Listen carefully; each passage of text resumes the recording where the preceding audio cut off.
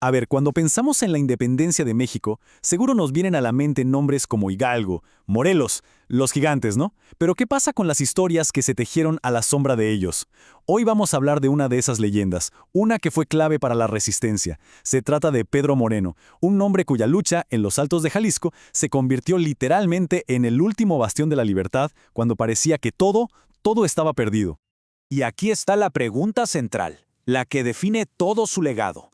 ¿Qué puede llevar a una persona que lo tiene todo a sacrificar su vida, su fortuna, todo, por una simple idea? Bueno, vamos a intentar desentrañar el misterio detrás de esa convicción tan fuerte. Para entender su decisión, primero hay que conocer al hombre. Y como vamos a ver, Pedro Moreno, bueno, él rompía totalmente con el molde del revolucionario de la época. Esto que vemos aquí es fascinante, de verdad. Fíjense en el contraste. Por un lado, la vida que él tenía, un terrateniente adinerado, educado, con un futuro, digamos, resuelto. Y por el otro lado, la vida que eligió, ser un líder guerrillero, vivir a la intemperie, ser un perseguido por la corona. Es que es un giro de 180 grados, y es justo en esa contradicción donde está la clave de toda su historia. Entonces, ¿cómo ocurre este cambio tan radical? Pues no fue algo de un día para otro, no fue un impulso, fue más bien una evolución de sus ideas, una convicción que fue creciendo poco a poco. Y aquí lo tenemos, en sus propias palabras. Esto lo deja clarísimo. No era una lucha por poder, ni por una venganza personal. Era una misión, una impulsada por el ideal de ver nacer una nación libre. Esta frase nos muestra el mero centro de su motivación, su convicción política. Este resumen de su camino a la rebelión es brillante. Primero, la idea. Todo nace de sus estudios, de esas ideas liberales de la Ilustración sobre la libertad y la soberanía. Después, la inspiración. Las ideas de Morelos son como la chispa que prende la mecha. Y finalmente, la acción, el momento decisivo en que lo deja todo para irse a la sierra a organizar una guerrilla.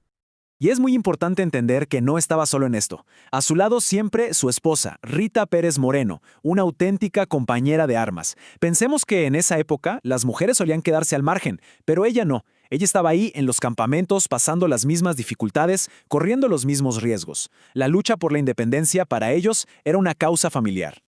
Y ahora vamos a hablar del epicentro, del corazón físico y simbólico de su rebelión, una fortaleza increíble que se convirtió en el gran bastión de la insurgencia. El Fuerte del Sombrero. Suena imponente, ¿verdad? Y lo era. No era un castillo, no. Era un lugar que él mismo fortificó, aprovechando el terreno para convertirlo en un arma contra el ejército realista. Se volvió el centro de todo, el corazón de la resistencia en la región. O sea que, en resumen, el fuerte era mucho más que un montón de piedras. Era un refugio, sí. Era un centro de mando, también. Pero sobre todo era un símbolo potentísimo. Un símbolo que le gritaba al Imperio Español que, a pesar de todo, la lucha por la independencia seguía muy, muy viva.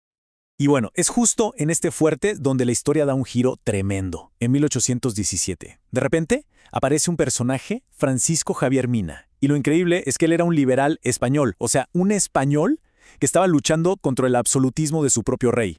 Llega a México y une fuerzas con Moreno. A ver, dimensionemos esto. Un español y un novohispano, de mundos completamente opuestos pero unidos contra la misma corona. Claro, esta alianza se convirtió en una amenaza que el imperio simplemente no podía permitirse ignorar. Claro, esa alianza fue el principio del fin. La corona no podía dejar pasar la amenaza que representaba el Fuerte del Sombrero, y esto nos lleva a los últimos meses de la vida de Pedro Moreno, los más dramáticos. Esta línea de tiempo muestra qué tan rápido se precipitaron las cosas. Fíjense, la alianza con Mina es en junio. Para agosto, el ejército realista ya está sitiando el fuerte. A pesar de que se defendieron como leones, la diferencia de hombres y armas era brutal. Y todo culmina con la emboscada mortal de octubre. En ese rancho, el Venadito, Moreno fue sorprendido. Le decían el Toro, y con razón. Era un hombre de una estatura y una fuerza física impresionantes. Y fiel a su apodo, se negó a rendirse. Murió como vivió, luchando, con la espada en la mano, con un valor y un desafío increíbles. Y esta idea lo resume todo a la perfección. Su muerte no fue el final de la historia, al contrario, su sacrificio se convirtió en leyenda, porque en el momento más oscuro de la insurgencia, cuando parecía que ya no había esperanza, la resistencia de Moreno fue esa antorcha que impidió que la llama de la independencia se apagara por completo. Hoy su legado está por todas partes, es innegable. Sus restos están ahí, en el Ángel, junto a los héroes más grandes de la nación. Y su nombre está grabado para siempre en el mapa de México, en la ciudad que lo vio nacer. Es el reconocimiento a un hombre que lo dio absolutamente todo por un ideal. Y cerramos con esta pregunta para reflexionar. La historia de Pedro Moreno es un recordatorio muy poderoso de que detrás de los nombres que todos conocemos hay un montón de héroes, muchos de ellos casi anónimos. Sus sacrificios, aunque a veces los olvidemos, fueron igual de importantes para construir el mundo en el que vivimos hoy.